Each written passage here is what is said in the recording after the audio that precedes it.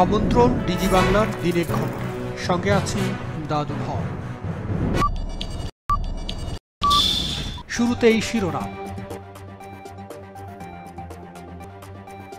লভ্যাংশের টাকা পুনর্বিনিয়োগ করবে রবি। রংপুরে হবে doctor M A Wazed Mia hi tech park. IP সম্প্রসারণে 945 কোটি 90 লাখ টাকা বরাদ্দ পেল বিটিসিএল। শুক্রবার উই কালারফুল সম্মেলন। অনলাইনে ফিরল পার্লার। চীনের ইন্টারনেট বিজ্ঞাপন বেড়েছে 14%।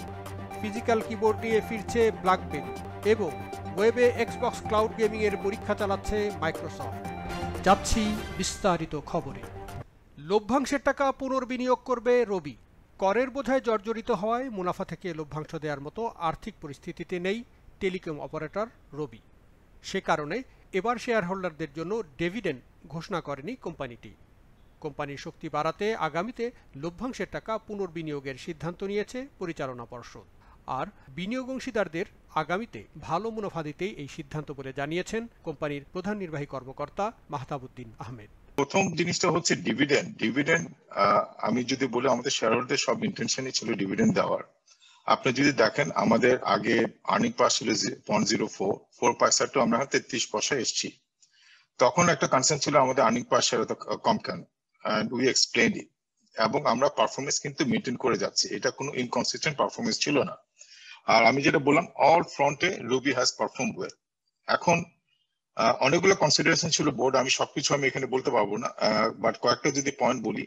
একটা পয়েন্ট হচ্ছে আমাদের যে ডিভিডেন্ড পলিসি আছে, আমাদের ধর 33 পয়সা হলে আপনার 50% লেভেলও যদি আমি ডিভিডেন্ড দেই, এটা মাত্র 1.6 বা 1.7% আসে। ইভেন 100% দিলেও 3.3% আসে।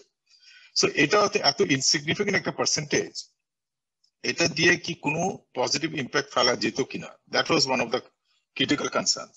মঙ্গলবার দুপুরে এক ভার্চুয়াল সংবাদ সম্মেলনে সাংবাদিকদের বিভিন্ন প্রশ্নের জবাবে এমন কথা জানিয়েছেন তিনি। এ সময় কাঙ্ক্ষিত প্রবৃদ্ধিতে 2% ন্যূনতম কর্পোরেট করকে বড় বাধা বলে উল্লেখ করেন রবির প্রধান নির্বাহী।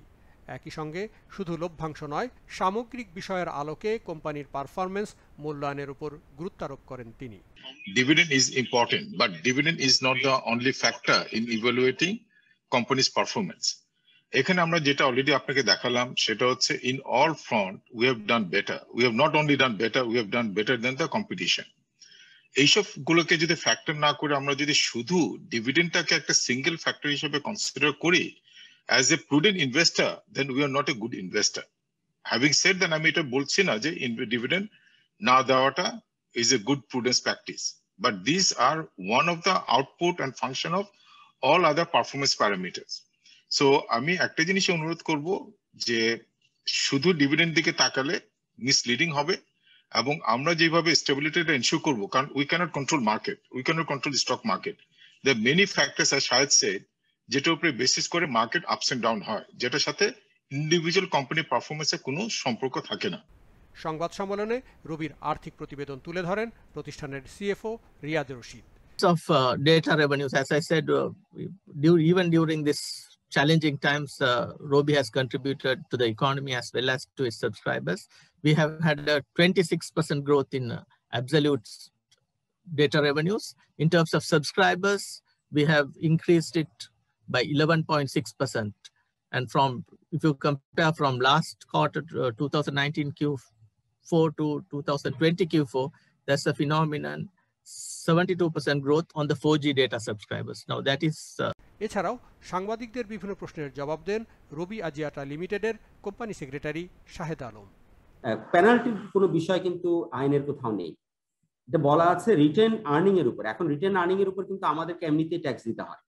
সো এটা নতুন কিছু না, এটা আমার এক্সিস্টিং আমার যে রিটেন আর্নিং থাকবে, আমার যে নর্মাল ট্যাক্সেশন প্রসিজারে থাকবে, সেভাবে কিন্তু আমাকে ট্যাক্স দিতে হবে। এটা এমন না যে না দিলে কোনো পেনাল্টির ব্যাপার আছে। ডিভিডেন্ডটা কিন্তু আমি মাতাবার সাথে একটু অ্যাড করে দিই, ডিভিডেন্ড কিন্তু অনেকগুলো পার্সপেক্টিভের উপর ডিপেন্ড করে। আপনারা একটু খেয়াল করবেন যে আমরা কিন্তু মার্কেটে এসেছি ডিসেম্বরের লাস্ট উইকে। আমাদের যারা জেনারেল ইনভেস্টার্স, তারা আমাদের এখানে ইনভেস্ট করেছেন from the very last week of the December 2020. But in the stock market, the ups and down is again a normal business that we have in any stock market. রংপুরে হবে doctor M A Wazed Mia hi tech park. পরমাণু বিজ্ঞানী doctor M A Wazed মিয়া ছিলেন একজন নির্মোহ, নির্লোভ ও নিরহংকারী ব্যক্তি। বর্তমান ও ভবিষ্যৎ প্রজন্মের সন্তানদের কাছে তার আদর্শ তুলে ধরতে রংপুরের হাইটেক পার্কের নাম হবে doctor M A Wazed Mia hi tech park. এছাড়াও পীরগঞ্জে নির্মাণাধীন Sheikh Kamal IT training and incubation সেন্টারের টপ ফ্লোরের সোশ্যাল কর্নারে তার জীবন ও কর্ম নিয়ে গড়ে তোলা হবে একটি ডিজিটাল লাইব্রেরি। বর্তমান এবং ভবিষ্যৎ তরুণ প্রজন্মের সন্তানদের জন্য একজন মেধাবী, সৎ, দেশপ্রেমিক, দায়িত্বশীল, নিরহংকার, নির্লোভ একজন ব্যক্তিত্বকে আমরা তুলে ধরতে চাই। সেই হাইটেক পার্কের নামকরণটি আমরা রংপুরের কৃতি সন্তান ডক্টর এম এ ওয়াজেদ মিয়ার নামে আমরা doctor M A Wazed Mia hi tech park আমরা রংপুরে স্থাপন করব। এবং তৃতীয় যে বিষয়টি আমি বলতে চাই, আমরা পীরগঞ্জে কিন্তু Sheikh Kamal IT training and incubation centre নির্মাণের কাজ শুরু করেছি। ওই Sheikh Kamal IT training and incubation সেন্টারে আমরা কিন্তু একটা আমাদের সোশ্যাল কর্নার থাকবে টপ ফ্লোরে। সেখানে আমি জেলা প্রশাসক মহোদয়ের যেই এবং আমরা চমৎকার করে একটা ডিজিটাল লাইব্রেরি এবং একটা নলেজ কর্নার করব। মঙ্গলবার ডক্টর এম এ ওয়াজেদ মিয়ার ৮০তম জন্মদিন উপলক্ষে আয়োজিত ডিজিটাল আলোচনা ও দোয়া অনুষ্ঠানে প্রধান অতিথির বক্তব্যে এমনটাই জানিয়েছেন আইসিটি প্রতিমন্ত্রী জুনায়েদ আহমেদ পলক। এ সময় নাটোরে ডক্টর এম এ ওয়াজেদ মিয়া কৃষি বিশ্ববিদ্যালয় স্থাপনের অনুমোদন দেওয়ায় সরকারের প্রতি কৃতজ্ঞতা প্রকাশ করেন আইসিটি প্রতিমন্ত্রী। পুরো Bangladesh doctor M A Wazed মিয়ার জন্য গর্বিত, আমরা সকলেই গর্বিত। এবং আমি আমার নিজের জেলায়, নাটোর জেলায় মাননীয় প্রধানমন্ত্রীর কাছে আমরা নাটোর জেলার পক্ষ থেকে সংসদ সদস্য, নাটোরের রাজনৈতিক নেতাকর্মী, নাটোরের জনগণের পক্ষ থেকে আমরা আবেদন করেছিলাম যে ডক্টর এম এ ওয়াজেদ মিয়ার স্মরণে ডক্টর এম এ ওয়াজেদ মিয়া একটি কৃষি বিশ্ববিদ্যালয় নাটোরে স্থাপন করার জন্য। এবং আমি আজকে ডক্টর এম এ ওয়াজেদ মিয়ার ৮০তম জন্মদিনে মাননীয় প্রধানমন্ত্রী জননেত্রী শেখ হাসিনার কাছে ধন্যবাদ এবং কৃতজ্ঞতা প্রকাশ করছি।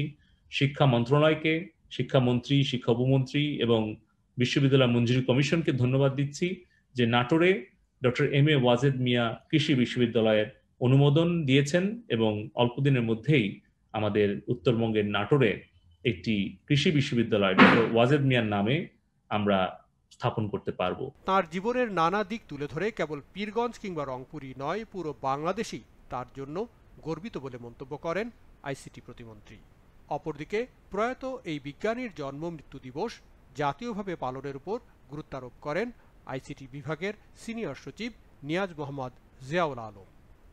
আমরা জাতীয় পর্যায়ে বা আন্তর্জাতিকভাবে এই মানুষটির যে মর্যাদা উন্নীত করা যায়, তার সেই সম্মান দেওয়া যায়, যেটি আসলে এখন হয়তো জীবদ্দশা যতটা হয়তো পারা যেত ততটা হয়তো পারা যাবে না। তবুও আমরা যদি এই সম্মানটুকু দিতে পারি তাহলে হয়তো আমাদের প্রজন্ম উপকৃত হবে।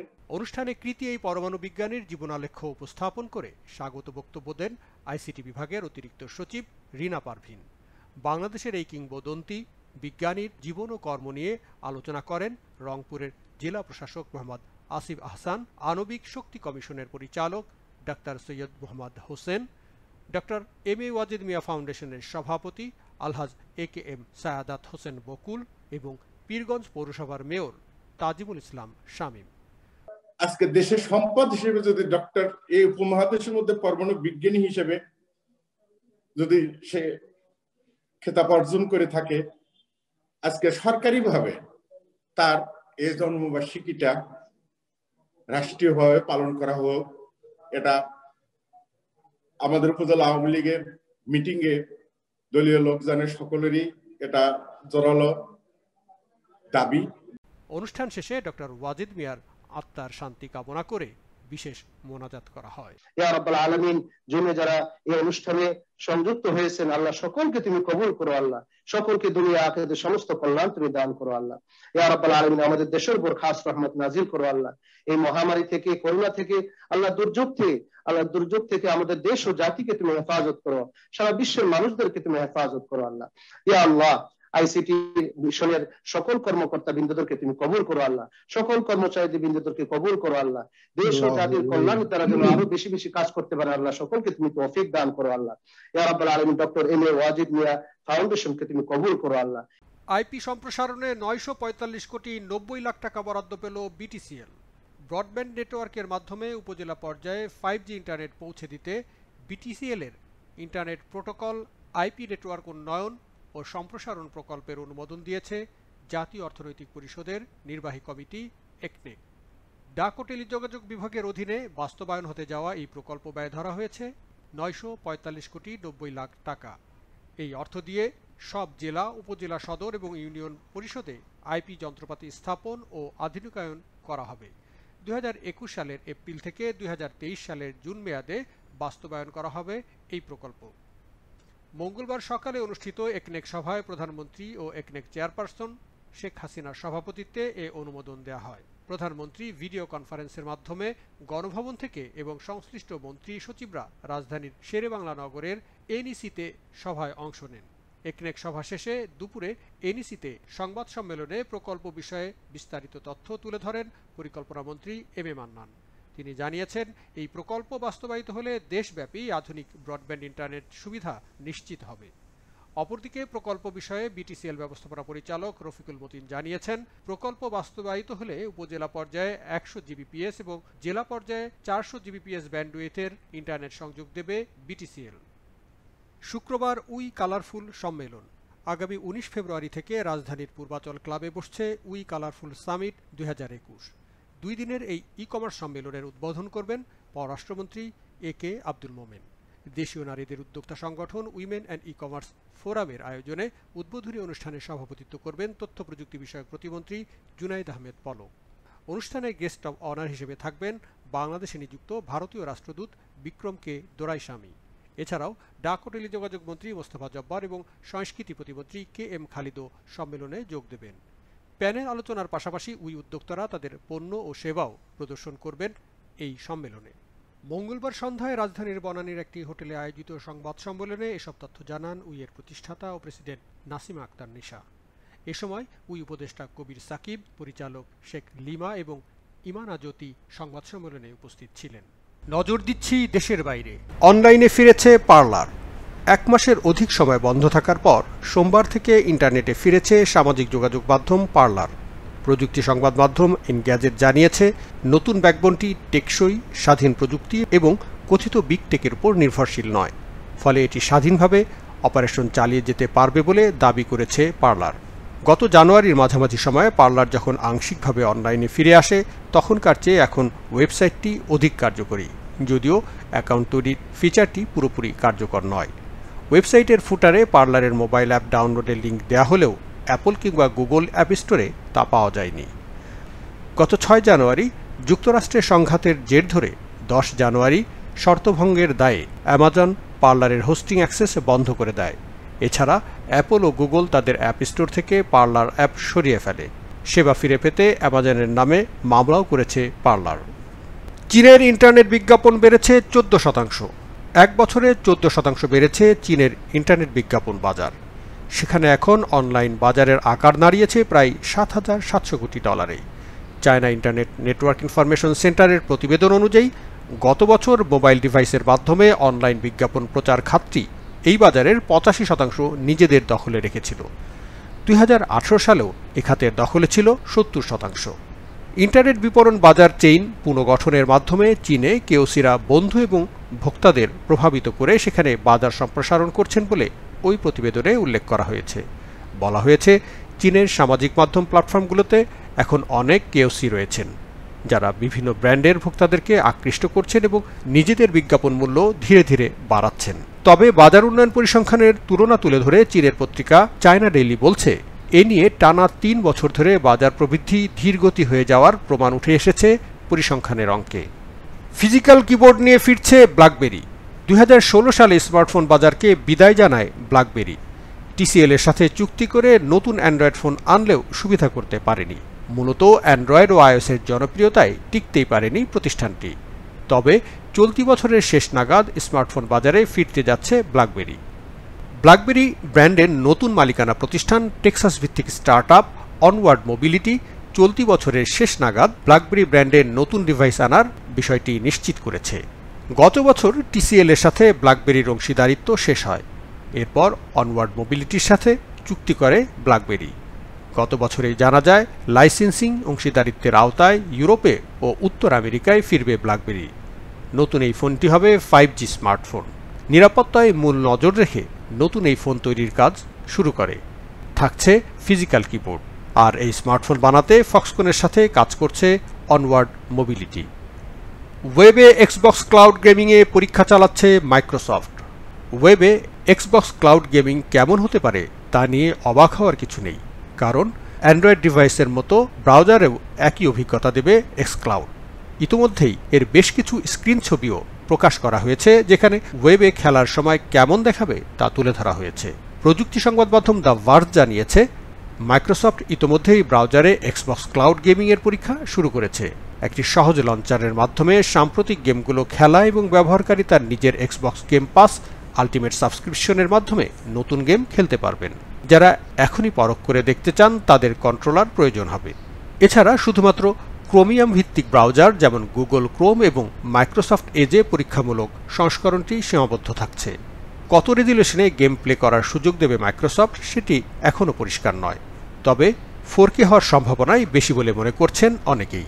ধারণা করা হচ্ছে ইন্টারনেট সংযোগের সঙ্গে মানানসই হিসেবে এর রেজুলেশন হবে কমপক্ষে 720p। প্রিয় দর্শক, আজ এ পর্যন্তই। ডিজিটাল জীবনধারায় নিরাপদে ভালো কাটুক সবার জীবন। প্রযুক্তির সঙ্গে আপডেটেড থাকতে যুক্ত থাকুন ডিজি বাংলায়।